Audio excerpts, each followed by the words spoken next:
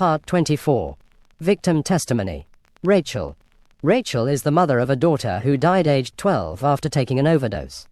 Her daughter was a joyful, creative, academically engaged child from a stable and loving home.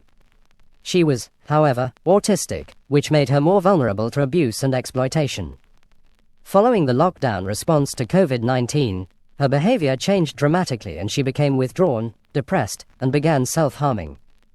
Rachel's daughter disclosed that she had been orally penetrated by a white British boy from her school. The disclosure devastated her and her family. When police eventually attended the family home, she was told, it would be her word against his, that the process would take years, and that it involved extensive paperwork. This interaction caused her to shut down and withdraw her complaint. The police investigation went no further. Despite assurances to the contrary, the alleged perpetrator remained in school and safeguarding was ineffective. She was subjected to relentless bullying, including physical assaults by girls linked to the perpetrator, which were filmed and shared online. Police took weeks to respond and failed to act on video evidence or threats. Rachel's daughter was abused and threatened on Snapchat and other platforms daily. The intimidation escalated when the perpetrator's adult brother attended the family home and attempted to force entry. Police advised only that the family should consider moving house. Rachel's son was assaulted at school. On the night of her death, Rachel's daughter took an overdose of colchicine, stating she just wanted everything to stop. She suffered multiple organ failure and died days later. Even after her death, the abuse continued. Rachel believes that her daughter was failed by the police, her school, and the Crown Prosecution Service. She states that she was effectively murdered by institutional failure. Part 25. Victim Testimony. Jen. Jen's childhood was characterized by emotional neglect and a lack of safety. Her emotional needs were not recognized or prioritized by the adults in her life, particularly her parents, who were absent much of the time. Within the wider family context, boundaries were blurred and inappropriate dynamics were normalized. For example, family members introduced her to drugs and alcohol around the age of 13. Throughout secondary school, Jen was bullied, but staff did little to help, despite her obvious distress. On the contrary, they contributed to her victimization. Much of the bullying stemmed from an incident in her first year in which a teacher refused to allow Jen to use the toilet, resulting in Jen wetting herself and being made to stay in the soiled clothes for the rest of the day. The teacher faced no repercussions. Jen began self-harming and running away from home, and the only adult she felt she could confide in committed suicide around this time. Into adolescence, Jen had no stable sense of self-worth and no adults who consistently protected or advocated for her. Her self-harm worsened and she experienced suicidal thoughts, yet safeguarding responses remained absent. Jen began to believe that she was not worth protecting, and as a result became increasingly vulnerable to exploitation. At 13, adult men began contacting her online, giving her a sense of validation and belonging. Sexual conversations were common, including one man encouraging Jen to insert a knife into her vagina. At 15, offline grooming began with a group of white British men who presented themselves as sympathetic friends to the vulnerable Jen. Though she was not penetrated by these men, one told her that touching was okay, but we can't have intercourse until you are 16 because of the law. At the age of 17, Jen was introduced to a gang of Iraqi Kurdish Muslim men by a friend who she now believes was, herself, groomed. The gang members, all of whom were illegal migrants, trafficked Jen to numerous towns and cities across the Midlands where she was sexually abused by multiple men at what were described as parties. On one occasion, she was anally penetrated in a park by one of the gang members. She was taken on drug runs and witnessed the slaughtering of a lamb in the bathroom of a house. She describes a closed and intimidating social world governed by fear, loyalty, and silence, in which racially supremacist attitudes were openly and regularly expressed. White British people were described as white trash, and white girls as English pig dogs. Perpetrators insisted that children choose exploitation, and Britain and its institutions were described as soft and easy to exploit. They boasted of receiving free money from the British state, and on multiple occasions Jen was forced to fill in asylum benefit applications on their behalf. Jen witnessed intimidation, violence, trafficking, asylum fraud, sexual exploitation, including the drugging and sexual assault of children as young as 13 and the aftermath of a gang-related murder while involved with the group, and was thus afraid to defy or disclose against its members. The gang became increasingly controlling and abusive, isolating Jen from her friends and family. Her movements, communications, and decisions were closely monitored and restricted, and any attempt to assert independence was met with threats. She suffered emotional, psychological, and sexual abuse, and at 18 became pregnant as a result of sexual assault. Jen was repeatedly told she was inferior and unclean as a non-Muslim. Religious coercion escalated into forced conversion to Islam, partly due to her pregnancy. She was taken to a dark, dingy flat that had been converted into a mosque and married by an imam in an Islamic ceremony without giving consent. The marriage was used as a mechanism to legitimize control over her, and restrictions on her behavior increased. During pregnancy, the threats intensified. Jen was told she had no right to leave or make decisions about her child because to do so would be anti-Islamic. Her behavior was tightly controlled, including an instruction not to eat pork as the father believed it would make the baby gay. She was told that disclosure to the authorities would result in shame and punishment. Nevertheless, she attempted to report her situation to the police, but no action was taken. The ideological and religious dimensions of her trafficking and abuse were minimized, and her disclosures were reframed as relationship issues or cultural matters before being dismissed as exaggerated and unreliable. After the birth of her daughter, Jen's access to her child was restricted and used as a means of leverage. The father, an Iraqi illegal migrant, repeatedly took their daughter to Iraq, despite having claimed asylum in Britain on the basis that he could not safely remain there. While there, she was exposed to firearms including AK-47s. When her daughter was 3 years old, Jen contacted the police after the father threatened to take their daughter to Iraq and never bring her back. The police responded that it was a civil matter and did not intervene. Jen has not spent a single one of her daughter's birthdays with her since she was 9 years old and has had minimal contact with her for several years. Her father continues to take her to Iraq regularly. Jen now lives with complex PTSD, anxiety, depression, dissociation, periods of agoraphobia, and persistent fear and distress in relation to her daughter's safety and autonomy.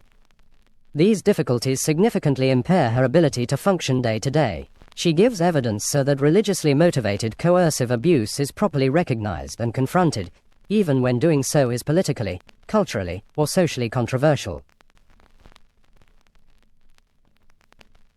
Part 26. Victim Testimony. Kate. Kate grew up in a deeply dysfunctional and unsafe household where violence, sexual abuse, and neglect were commonplace. Social services had been involved with the family since before Kate was born, primarily due to the neglect of her siblings by her parents and the behavior of her older half-brother, who was physically violent. He, along with Kate's father, sexually abused Kate from a young age, something that was not identified by social services for several years. When she was around the age of 5, Kate and her 2 brothers were removed from the care of their biological parents and placed in a foster home. It was determined that they could not return to their parents' custody, and they were adopted by a couple from a town around 50 miles away. Kate and her brothers settled well into their new home and family environment, and for the next 7 years, Kate's life was happy and stable, with her adoptive parents providing the love and support that her biological parents had failed to give. Kate's adoptive parents were committed Christians, and the family attended the local church every Sunday. Much of Kate's social life outside of school revolved around church activities, including youth groups and spending time with other families within the church community. At school, she performed exceptionally well, and was identified as gifted and talented across a range of subjects. She rarely got into trouble and, despite suffering from low self-esteem, was well regarded by teachers and peers alike. Kate maintained a limited circle of friends, and directed most of her energies into her studies, which provided her with a sense of achievement, structure, and self-worth. Kate was highly ambitious and optimistic about the future. She held herself to very high standards, and aspired to attend university, complete a PhD, and pursue a career in archaeology or paramedicine. She was also driven by a strong sense of family, and looked forward to getting married and having children of her own. Around the age of 12, Kate began to receive sex education at school. She found these lessons upsetting, as up to this point, her understanding of what had happened to her during her early childhood was very limited. Social services had failed to identify the abuse at the time, and so it had never been acknowledged, discussed, or explained to her. She entered adolescence confused about what had happened to her, and without a clear understanding of healthy boundaries and inappropriate behavior. She lacked the confidence to confide in an adult, and this left her vulnerable. Kate came to realize that the abuse she had suffered at the hands of her biological father and half-brother was not normal or legal. She began to experience a growing sense of shame, fear, and self-blame, and felt a deep uncertainty about her identity, body, and relationships with others. She soon began to experience suicidal thoughts. Still just 12 years old, Kate decided to take her own life. One Saturday night, after her family had gone to sleep, she left her home in the early hours and walked to a secluded location where she intended to commit suicide, hoping she would not be found. She paused beneath a tree to shelter from the rain, and after a while she heard a group of men approaching. By their tone, Kate suspected that they were drunk, and when they saw her they began jeering. They called her a no-homer and suggested that she could stay warm on their dicks. Kate, terrified and regretful, waited for the men to pass, before attempting to return home, but as she was walking, she was grabbed from behind by one of the men. Kate was overpowered by the three men, forced to the ground, her arms and legs were pinned, and the men took turns to orally and vaginally penetrate her. When it ended, the men hit her repeatedly and threatened to find her, kill her and harm her loved ones if she ever told anyone what had happened. So violent was the assault, Kate's clothes were left bloodstained. Traumatized, she walked across the town to her family's church, knowing that her parents would be there in a few hours. She sat on the porch and cried for several hours before deciding to return home. While she was walking, both a van and a taxi driver stopped to ask if she was okay, given her disheveled appearance and visible distress. She replied that she was. When she arrived home, she hid her blood-stained clothes and went to sleep. Kate did not disclose the assault to anyone, and her mental and physical health rapidly deteriorated. She began self-harming and her suicidal thoughts intensified. She attempted to take her own life on multiple occasions over the following months and was admitted to hospital many times as a result. She started getting bullied at school. Concern for her welfare escalated, but Kate resisted every attempt by her parents and teachers to intervene. She was assigned a child and adolescent mental health services (CAMHS) practitioner by the local authority with whom she started regular counseling sessions, but Kate did not find this either effective or helpful and she continued to keep the assault hidden. The professionals concluded that her deteriorating health was linked to her early life trauma. Later that year, Kate received a message on social media from one of the abusers. To this day, Kate does not know how they found her. The message was a video of the assault, and they threatened to share it with Kate's friends and family if she did not comply with their demands. Kate feared that if they did so, the bullying would worsen and she would get into trouble. Once again, she did not disclose the incident to anyone, and believing she could resolve the blackmail, she went to meet them. She was instructed to come to a house in the local town center. She was taken inside, and all three abusers were present. They proceeded to sexually assault her again, this time making clear that she was being filmed. Following this, they told Kate that she now worked for them, and was expected to do what she was told, for otherwise the footage would be leaked. She was given a phone and told always to remain contactable. In the period that followed, Kate was required to meet the two chief abusers frequently. They introduced her to other men in their network and she was repeatedly subjected to sexual abuse by them as well. Kate was also forced to participate in webcam abuse sessions, which generated revenue for the abusers. If the live stream did not generate what they considered to be a satisfactory amount of money, Kate was punished. The constant shifting of expectations was used as a method of control. Kate gradually became more open with her counselors. Though she still did not disclose the full extent of what was happening to her, she began to refer to the initial assault as the event, and they soon worked out that she had been sexually assaulted, though they did not suspect ongoing abuse. They shared their concerns with Kate's parents and, almost a year after the initial assault, Kate's mother confronted her about the suspicions that she, Kate's father, and the social services professionals had formed. Kate confirmed to her mother that she had been sexually assaulted. Soon after the disclosure, Kate was taken to a sexual assault and rape center, SARC, for further counseling. The SARC therapists encouraged Kate to report the initial assault to the police. Kate hoped that doing so would lead to an intervention that would stop the ongoing abuse, but was too frightened to name the perpetrators, fearing reprisals from the gang. Nevertheless, she reported the assault to the police, providing them with as much information as possible, and was brought in for questioning with her mother. At the police station, Kate was taken into the interview room. Before the interview began, and without Kate's mother present, Kate was told that this was her last chance to say that her report was untrue. She was warned that if any part of her account could not be supported by evidence, she could, and would, be arrested. For an extended period of time, both officers repeatedly told her how much trouble she would be in if any detail of her statement was disproved, and that she could withdraw the allegation before the interview started with no further consequences. They also suggested that her parents would be relieved if she said the incident had not happened. Still just 12 years old and already deeply traumatized, Kate became overwhelmed by the pressure she felt the officers were placing on her, and said what she believed they wanted her to say, that the sexual assault had not taken place. This interaction occurred before the recording began and, as a result, the formal interview did not reflect the coercion that took place. Kate felt unable to disclose anything further, including the abuse that was ongoing at the time. Because she felt she was not being believed or taken seriously, the police report recorded the incident as a withdrawal of the complaint. Following this experience, Kate again attempted to take her own life.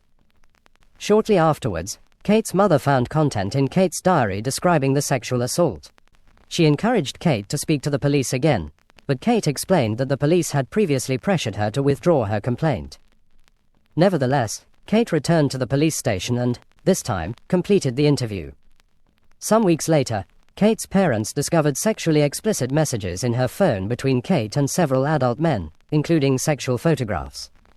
These were reported to the police, but it was concluded that Kate was engaging with these men consensually, despite being just 13 years old. Kate, still afraid of retribution from the gang, denied all knowledge of these exchanges, and was not questioned further. Over the course of the following year, Kate went missing on numerous occasions, including during school hours and late at night. She alleges that no record was made of her absence. The gang was blackmailing her into doing what they called jobs, sexual abuse by gang members and their associates, for which the gang received payment. These included webcamming, gang rapes, parties, cop nights, and red rooms. Kate was sexually abused multiple times a week, sometimes 2 to 4 times a day. During this time, Kate encountered another girl whom the gang was exploiting. Kate, then 14, suspected that the girl was younger than her. On the night that they met, Kate had been instructed to meet 2 of the gang members in a secluded location late at night.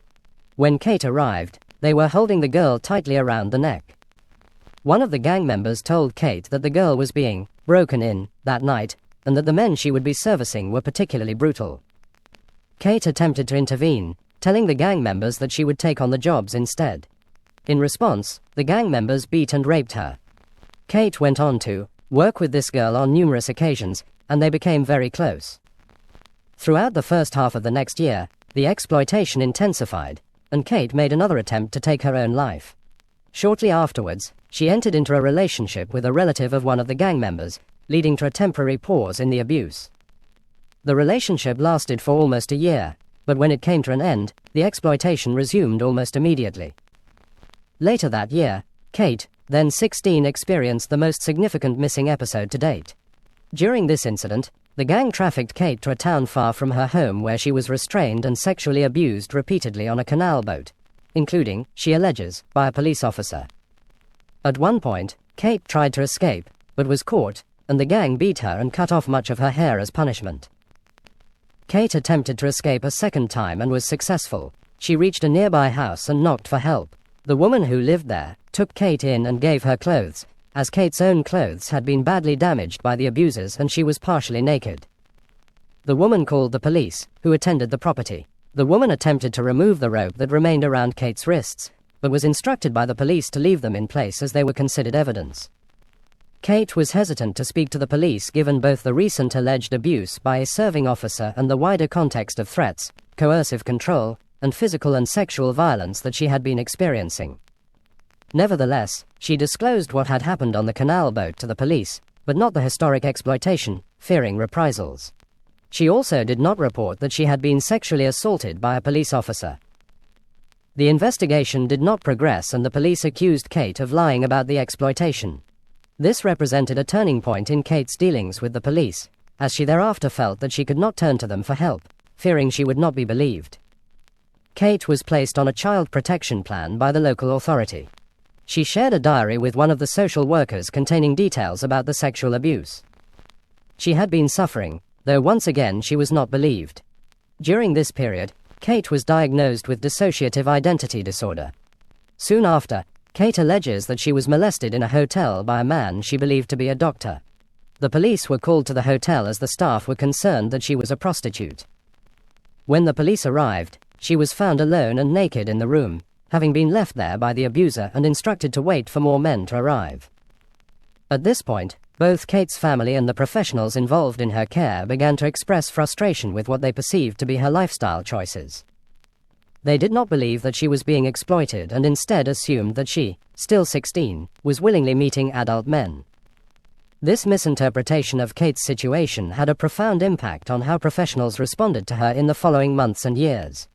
Because they believed her behavior was voluntary, subsequent incidents, such as unexplained absences, being found in hotels, receiving inappropriate messages, or associating with adult men, were treated as matters of personal choice rather than indicators of ongoing exploitation. As a result, these events were not treated as safeguarding concerns. Instead of exploring the possibility that she was being coerced or controlled, professionals increasingly framed the issue as one of behavioral difficulty, risk-taking, or non-compliance. This perspective, Kate alleges, influenced decision-making across agencies. Referrals were closed prematurely, safeguarding meetings did not lead to protective action, and disclosures or partial disclosures were not pursued with the seriousness she felt they required.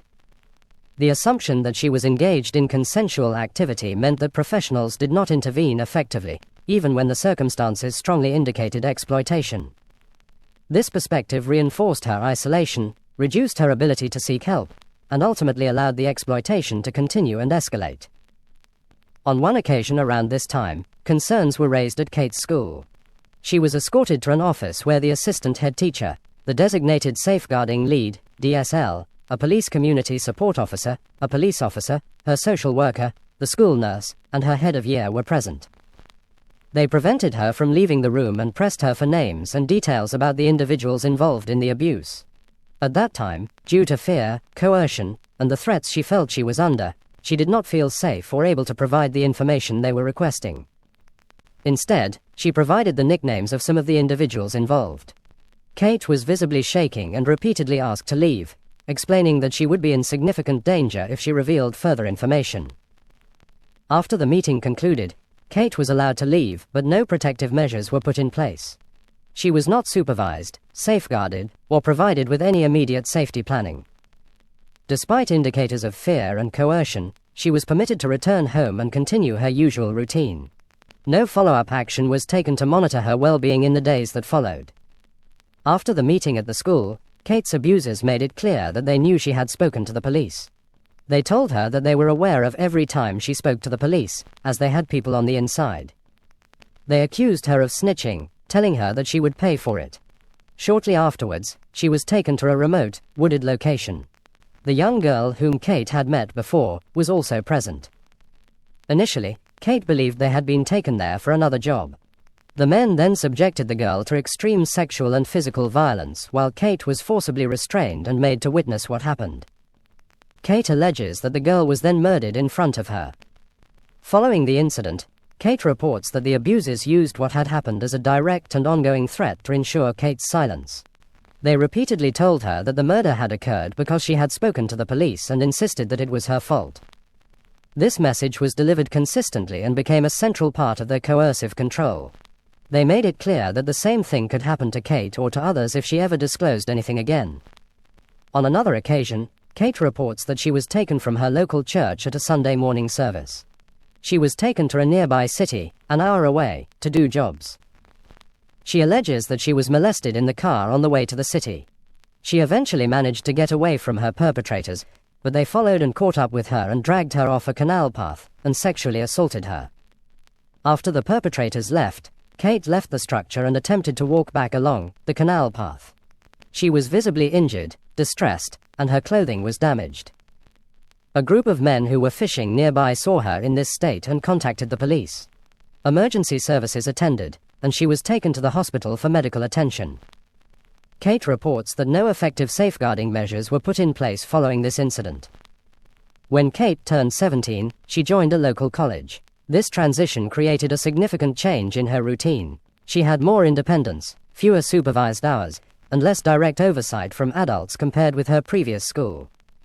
This increased her vulnerability, as the individuals exploiting her were able to take advantage of the additional freedom and reduced monitoring associated with college life. Kate's parents found it increasingly difficult to keep her safe, and she was placed in edge-of-care services under the age of 18. She stayed at the care home 2 nights a week as respite care for her family. During this period, she reports that she was trafficked by the gang to London. While there, she was subjected to repeated sexual exploitation. At one point, she managed to contact the care home and inform them of her location. A colleague provided guidance over the phone and directed Kate to a place where she could remain safe until help arrived. The police attended and collected her from the location. She disclosed the exploitation that had occurred, and, on this occasion, the officers took her account seriously and responded with what she felt was appropriate concern. They advised that she should not return immediately to her local area due to the risks to her safety. However, Kate's local authority did not agree with this and insisted that she be returned home. Staff from the care home traveled to London to collect her and return her to the placement. During this period, a retired police officer became aware of Kate's situation through a mutual connection. A friend got in touch with him on Kate's behalf, and he got in touch with Kate. He traveled to meet her in person the next morning and came to her college. He expressed an intention to support her and stated that he believed he could assist, but explained that, due to her age, he would need to liaise with my allocated social worker before taking any formal action. Kate's social worker declined to engage with him. The situation quickly became confusing and overwhelming for Kate. The lack of cooperation from professionals, combined with the ongoing exploitation and her deteriorating mental health, led to a significant emotional crisis. Kate became extremely distressed and expressed intentions to end her life while at college. As a result, she was sectioned under the Mental Health Act and taken for assessment. Shortly after this incident, Kate was taken again by the individuals exploiting her. They told her that they knew she had spoken to the police. She was removed from college and taken to a red room setting. Another girl, Meg, was also present. During this incident, Kate alleges that she was forced to witness extreme violence that resulted in Meg losing her life. This, she says, was done deliberately, and the perpetrators made it clear that this was a direct consequence of their belief that she had disclosed information to the police after her sectioning. Before Kate was due to start university, she reports that she was taken to London during the Notting Hill Carnival and made to engage in street-based sex work. At one point, Kate found the nearest police officers and attempted to explain that she was not safe, that she had been trafficked, and that she was worried her abusers would find her. They confirmed that she had been reported as a missing person and contacted Kate's father, who told the officers that she was lying and refused to come and collect her. The officers then transported her to a police station. When she arrived, she was told that she could not remain there, and that because her father had declined to collect her, she would need to leave the station. No safeguarding measures were put in place, and she feared that the individuals exploiting her would find her again. She felt entirely abandoned by the adults and professionals who should have kept her safe and, overwhelmed and distressed, again attempted to take her own life. Soon after, she started university, a goal she wanted to achieve as she thought it would be a route out of the abuse. However, the increased independence and reduced oversight associated with university life created new opportunities for the individuals abusing her to extend the exploitation beyond Kate's local area. This, she reports, marked the point at which her trafficking became national in scope, with the abuse occurring across multiple regions of Britain. Over the course of this academic year, Kate alleges that she was regularly taken to a range of cities across Britain. These movements were frequent, often unplanned, and carried out with little notice, making it impossible for her to establish any stability or predictability in her daily life. The level of violence during this period increased significantly. My injuries became more frequent and more visible. On several occasions, Kate's university lecturers and friends noticed bruises and other marks, which reflected the severity and regularity of the abuse. Despite these indicators of harm, no effective safeguarding intervention took place, and the exploitation continued. On one occasion, Kate was taken by her abusers from an area close to the university. They told her that she was in trouble because she had not been available for jobs due to a recent hospital admission. She was transported to a remote location and held in a caravan for approximately 9 days. During this period, she reports that she was subjected to repeated sexual violence, severe physical assaults, and sustained torture. including being raped by a dog as the men placed bets on whether it would penetrate her vagina or her anus. It was filmed and she was forced to re-watch the footage. This was the most extreme and prolonged incident she experienced and represented a significant escalation in the level of harm and control being exerted over her. The duration, isolation, and intensity of the abuse during this period had a lasting and profound impact on her physical and psychological well-being.